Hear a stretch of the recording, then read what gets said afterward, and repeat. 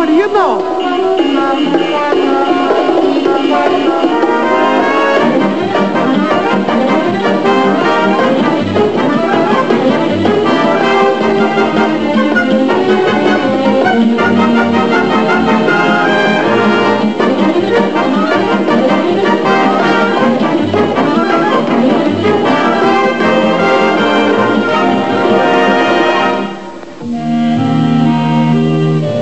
With increasing frequency, new sections of freeway are being opened around the world, and the motorist has come to depend upon them more each year.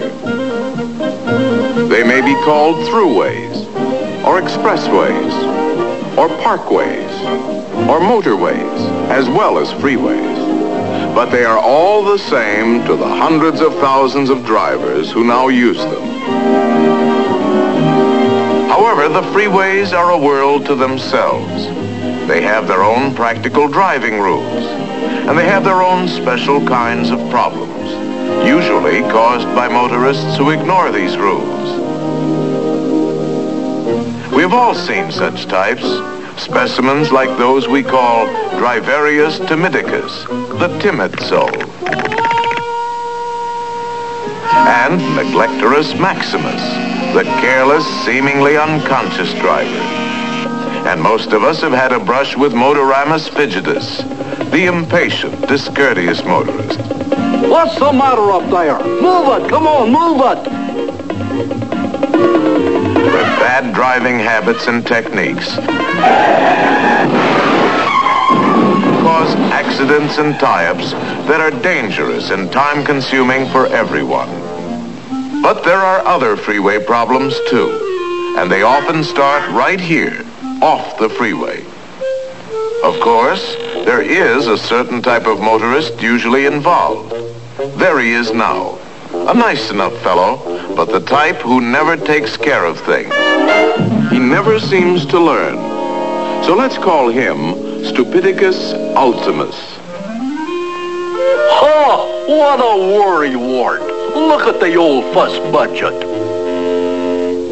He is often rather contemptuous of anyone who takes such simple precautions as walking around the car for a look at the tires. Mr. S hasn't looked at his tires since he bought the car, so of course they've been run ragged. He hasn't had the motor or brakes checked either. If the car runs, he simply drives it off without a thought. Stupidicus just doesn't realize that on the freeway the demands on every part of his car are much greater. A slick, threadbare tire is usually the first thing to go. Uh-oh, there goes my tire. Of course, this can cause Stupidicus to lose control of his car. But if it doesn't, that worn-out tire suddenly becomes very precious to him, and he will actually stop quickly in a traffic lane. Of course, this is the worst thing he could possibly do, and just for a tire that was almost certainly ruined anyway. On the freeway, seemingly minor things, unusual little noises or vibrations, should not be ignored. A carelessly tightened wheel working loose, a rising temperature gauge, a rattling hood latch slightly damaged in a parking mishap, can mean real trouble at freeway speeds. Uh-oh, there goes my tire.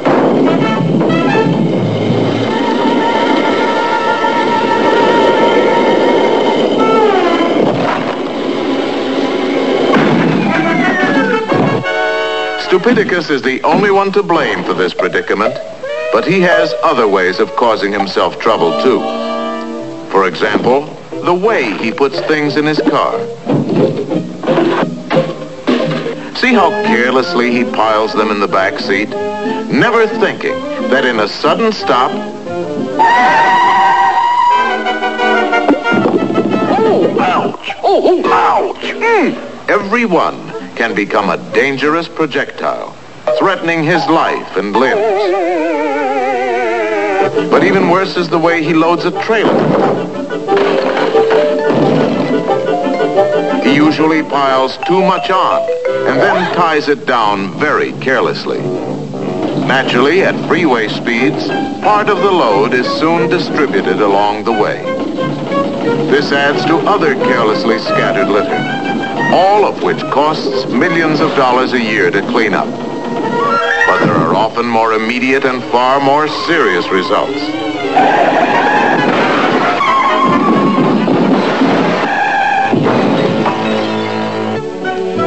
Another cause of trouble for Stupidicus is his unreasoning belief that it is most economical to buy just enough gasoline for immediate needs. 2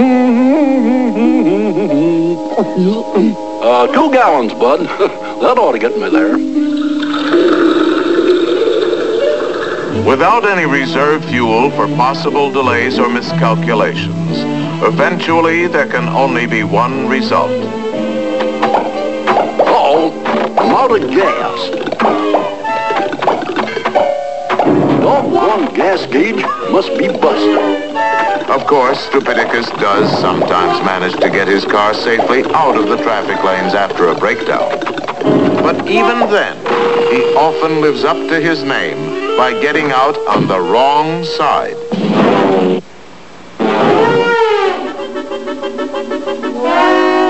Or sometimes trying to make repairs while actually standing in a traffic lane.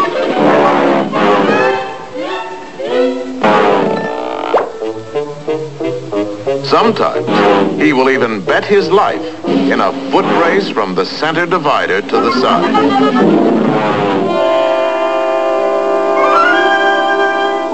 Once in a while, in spite of all precautions, a breakdown will occur. This is a serious matter on a busy freeway, but the dangers can be lessened by following a few common sense rules. First of all, remember that you are in a flowing stream of traffic that cannot be stopped quickly. So if trouble develops, look around and plan your moves. There is nearly always time for that. Next, be sure to give clear signals of your intention before doing anything. Now move carefully but firmly to the side.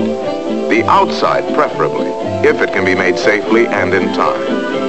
Almost any driver will be courteous enough to drop back if he realizes you're in trouble. Once off to the side, get well out of the adjacent traffic lane. Get out of your car only if it can be done safely. And even then, stay as far from the moving cars as you can. If it can be done safely, a raised hood is a rather universally recognized distress signal. But warning devices, such as flares or reflectors, should be carried also. 3 or 4 in a bundle secured under the front seat. Always look out for spilled gasoline or other fire hazards before lighting flares, and set them carefully. Set at least one about 50 paces back on the edge of the road, even a bit farther if stopped over a hill or around a curve. Another near the car is recommended, and any such devices are especially vital at night. It's easy to see that good mechanical condition is essential, but there is something else equally as important: the driver. Aside from his car, the condition of the driver, mentally and physically, is vital too. For example, he will put in a hard day's work at the office, getting ready to leave on a vacation. Maybe even attend a little farewell party. Happy vacation. Have a good time. Oh, bye. See you in 2 weeks. And start out at the end of the day, planning to drive 300 or 400 miles without a stop. Inevitably, fatigue sets in. But Stupidicus keeps going because he doesn't realize the danger. Let us pause and see what he's up against if he has to stop suddenly. Remember that for a driver to see something, decide what to do, and then take action, usually takes from 3/4 to a full second. Brakes are applied only after that time. When fatigued, A driver may take 2 or 3 times as long before using his brakes. Of course, alcohol can make this problem even worse. But in addition, an intoxicated driver, confronted by an emergency, will often use very poor judgment and take unnecessary chances.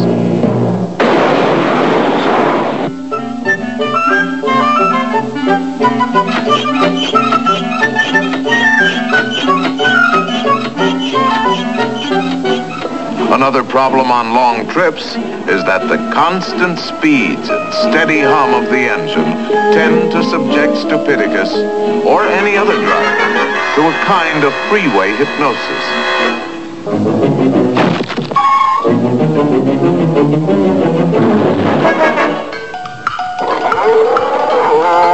This is a serious hazard, but it can be overcome by occasional stops off the road for a moment's rest and refreshment.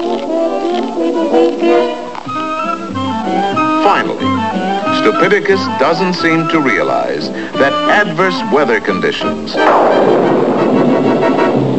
always exaggerate and intensify any freeway problem, and that extra care must be taken at such times.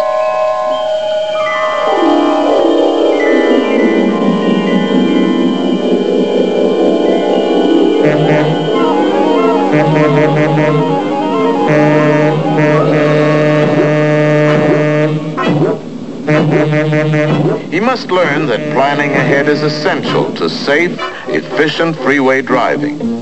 And he must not forget that this applies to short trips as well as long ones. Many common freeway problems can be avoided if a simplified sort of checklist is followed before getting on the freeway, whether to go across the city or across the country.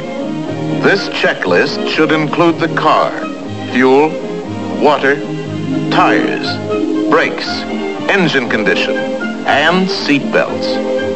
It should include the driver. Rest beforehand. Be alert. No alcohol. Rest stops on long trips. And it should include the freeway. Traffic conditions, weather conditions, knowing where to get on, where to go, and where to get off. And there is one more item to be included always. One for which there is no substitute.